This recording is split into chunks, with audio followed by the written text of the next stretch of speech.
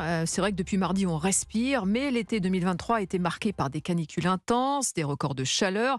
Mais qu'en est-il de nos nappes phréatiques? Camille Moreau, bonjour. Bonjour Céline. Le BRGM, c'est le service géologique national qui assure la surveillance de ces nappes, vient de dévoiler son bilan pour les mois de juillet et d'août. Oui Céline, et les nouvelles ne sont pas très réjouissantes.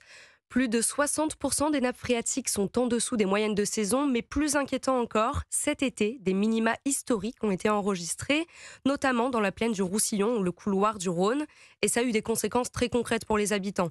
À Perpignan, par exemple, la population avait interdiction d'arroser, de remplir sa piscine ou de laver sa voiture. Des drones ont même été utilisés pour contrôler. Restrictions dans le sud-est aussi, où plusieurs communes du Var sont à sec. C'est clair. Alors, avec l'arrivée de l'automne, est-ce qu'on peut espérer que la situation s'améliore? Alors non, pas vraiment, même si le bilan nous apprend aussi qu'il y a d'autres régions où ça va beaucoup mieux. Par exemple, en Lorraine, le niveau des nappes phréatiques a augmenté. Et ça, c'est grâce aux pluies qu'il y a eu dans la région. Et d'ailleurs, pour que la situation s'améliore sur l'ensemble du territoire, il faudrait de la pluie. Une pluie pas trop violente et sur plusieurs jours pour que l'eau s'infiltre dans le sol. Merci Camille pour ces précisions. Alors justement, on va aller voir comment ça se passe sur le terrain, la situation qui reste préoccupante pour de nombreuses communes en France, notamment dans la région de l'Aubrac. Il faut savoir s'organiser. Écoutez Jean Valadier, il est président de la communauté de communes du canton Aubrac-Carladès-Viaden.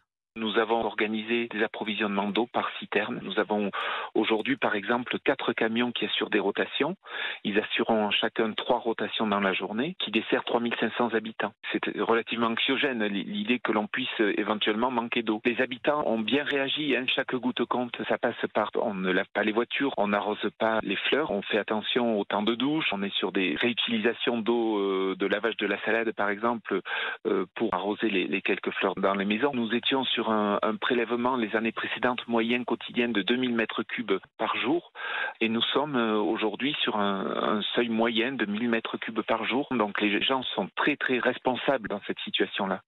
Jean Valadier au micro de Geoffrey Branger pour Europe 1.